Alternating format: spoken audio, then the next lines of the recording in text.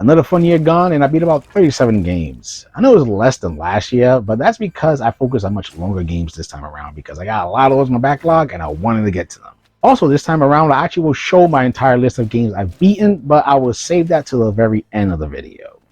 I know this top 10 list is really late, but that's mainly because I had a bunch of reviews written down already from 2024 that I wanted to get out before I did this video, and well, here we are. Also, no biggest disappointment this time around because no game really fell in that area.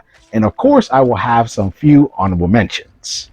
Anywho, on to the list. So as you can see, my number 10 is Retro Realms Halloween and Ash vs. Evil Dead. I was so happy when this game was shown, as it was something different from what everyone else was doing with horror properties, which was 4v1, 5v1, or whatever versus whatever. I never wanted a damn PvP multiplayer with these properties. This game instead gave me a fun 2D action platformer with plenty of gore and violence, which of course is a must. I liked how differently Ash and Michael Myers felt from one another, and it kept pretty true to both characters. I also liked how the hub of the arcade is handled with unlockable props from each series, and how it feels that there might be more horror games coming along down the pipeline, which I do hope comes true. Hopefully this game sold well. The only really big negative I had was that the two other characters, Laurie Strode and Kelly, were both DLC instead of unlockables. Both of these characters are important from the series they come from. They should not have a price tag to use them. Number 9, Dragon Ball Sparking Zero. It's been many years since we last had a Budokai Tenkaichi game for Dragon Ball, and with the Arena Fighter being one of my all-time favorites, and Dragon Ball being something near and dear to me, I was happy to finally get a new entry.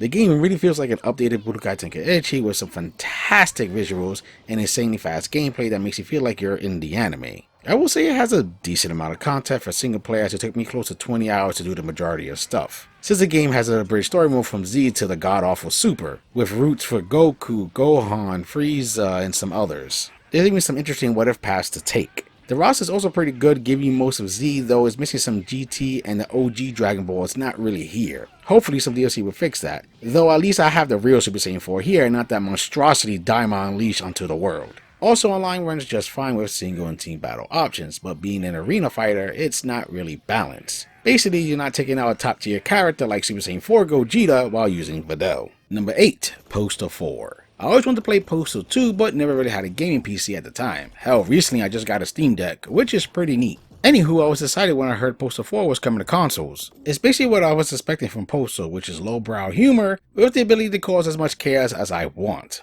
All this makes for a very enjoyable time of shooting, blowing up, setting on fire, and peeing on anyone I wanted.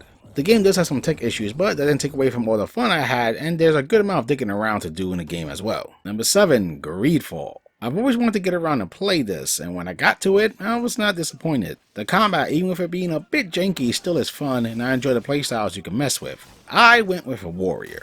It was a blast swinging my big old sword along with my comrades who I could fully deck out as well. Speaking of them, I enjoyed having them around and seeing their reaction while playing the main quest and the many side ones. I also enjoyed the personal quests in which I learned about them, and of course, romance. And if you're wondering, I went with Afra, a scholar with an iffy former teacher. I like that even though you're on a little island, there's still a lot going on with some stuff you have to look into, while making choices to try to keep the factions at peace. Though I will say one of the negatives I had is the end kind of felt rushed. While I really enjoyed this game, I've seen its upcoming sequel prequel, and the combat makes me want to wait for a part 3 instead.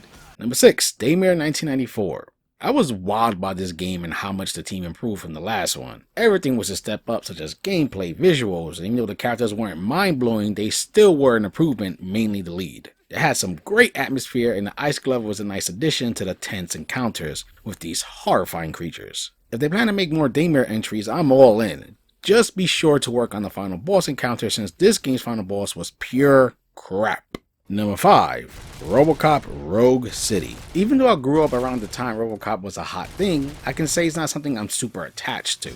It was just something I found pretty neat and entertaining. So when I say this, it's not really nostalgia talking, and what I have to say is this game is fucking fun. If you're someone who knows jack shit about RoboCop but still loves super violent shooters, then go play this. Even though RoboCop's iconic gun starts off kind of blah and you find yourself using drop-the weapons more, that all changes once you get to upgrade this gun, as he becomes a killing machine, turning the gun into a super machine gun or just a hand cannon. You also feel every shot because the sound is fantastic, and there is so much blood in this game, and of course you can shoot people in the dick. which is a must for anything RoboCop. I didn't even mention all the side missions and even the little choices you can make in the exploration of RoboCop's humanity. This game is just a great time. Number 4, Ebenezer and the Invisible World. Okay, I love Christmas, and I always try to find a game that does the holiday well. And that's not just another horror game, which there seems to be a bunch of. Ebenezer and the Invisible World is said game. It actually follows the Ebenezer after his ghostly lesson, which is pretty cool, and he is a badass old man who beats up his enemies with his cane and his ghost allies. It did have a rough launch with some bugs, but it plays just fine now. The visuals are beautiful, and it has that Christmas spirit. I feel if you like Metroid-like games and Christmas, then this is a must play.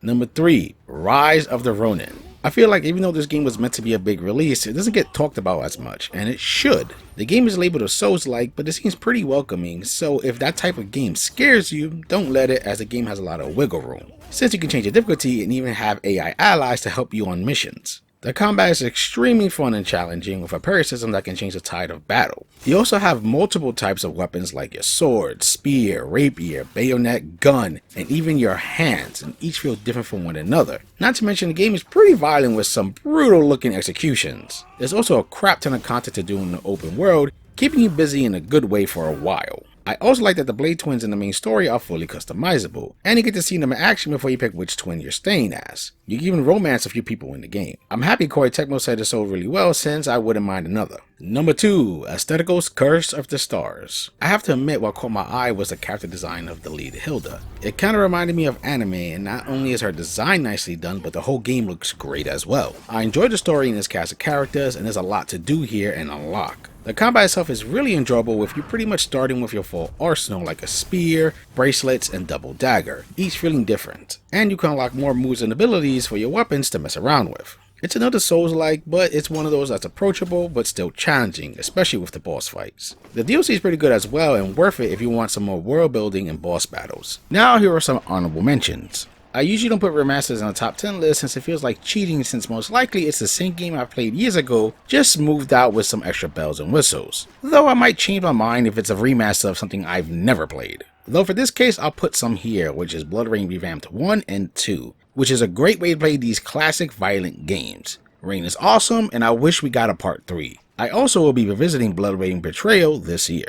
Another remaster in a sense, since it's part of the PS4/5 emulation store, is Ghost Hunter. If you love Ghostbusters and want a game that's kinda like it just with shooting ghosts, then this is it. I played this game a whole lot back in the day and it still holds up. Morbid, The Seven Acolytes is a Souls-like but in isometric form. It's also on the more newcomer friendly side of things. There are some odd choices here though, like how you can only see the map at the save point. But besides that, this is a very fun game with some grotesque monster designs and a whole lot of blood. I actually got the sequel for Christmas and I can't wait to play it. UFO Robot Grendizer, The Feast of the Wolves was my introduction to this well-loved classic mecha series. And while simple, it was still fun blowing up other robots and running around in my giant robot. The boss fights were also a treat as well with how cool the killing blows usually were. I kinda wish we got more to cover the whole anime. Rewind or Die was a fun little horror game that throws in a psycho killer, gruesome violence, some light puzzles, and a night working at a VHS store in a nice enjoyable package. Anglerfish was a weird little title with some horror and flat out bizarre and even funny moments. It's definitely worth playing through multiple times to see all the endings. Demon Slayer is a gorgeous looking game that captures the anime, and it's a really fun arena fighter, which is not too much of a shock with CyberConnect 2's pedigree. If you're curious, it finishes up in the Mugen Train arc, and there's another game coming soon. The single player was enjoyable to play through and see everything in this style. Also, most of the boss battles felt different compared to regular fights, making them stand out. I just wish the game had more content.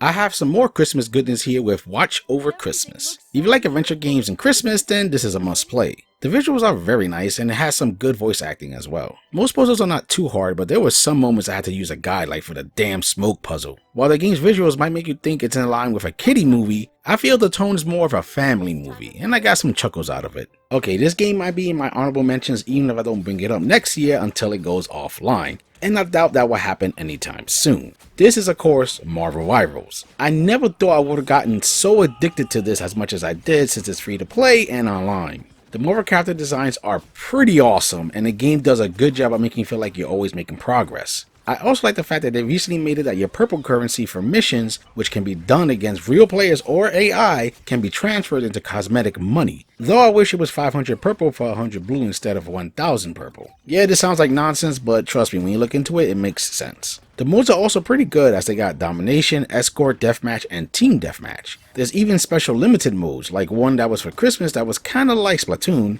and recently they had a clone mode where everyone on a team has a choice of just 2 characters. My personal favorites to play as are Squirrel Girl, Captain America, Rocket Raccoon, Moon Knight, and my number 1 is Storm. And yes, I used her even during Season 0. And my number 1 is Aetherites. Okay, this might be odd for some, especially what I put it above. As I said in my review, the combat to this hack and slash is simple but acceptable. It's just everything else holds up the rest of the game. I really enjoy the social aspects, and that's where the game shines, with 4 romance options and 1 just being best bros. You just want to get close and learn more about the likable cast of characters. I also thought that the game's character designs were nice looking, and some of the facial animations were great and reminded me of anime and manga. And there's other visual flares like your blade and special moves. One of the big things I was surprised by was that the game did a pretty good job tugging at my heartstrings, especially thanks to the English voice cast. I look at this game like a nice slice of Persona cake since it's not a long outing. And with that being the case and having a new game plus, it makes you want to go and replay it and see the other romance options. I read that this was done by like maybe a team of 2, which is impressive. Also heard that the game did well enough that the team is growing, and I can't wait for the next project. So yeah, that's my list for 2024, and once again, I'm sorry for being so late. Also, here's a list of all the games I've beaten. Hopefully when I'm pointing, the list is actually there. I hope you enjoyed this video, and if you have any personal favorite games you played in 2024, please share them. And as always, for gamer's sake, keep gaming.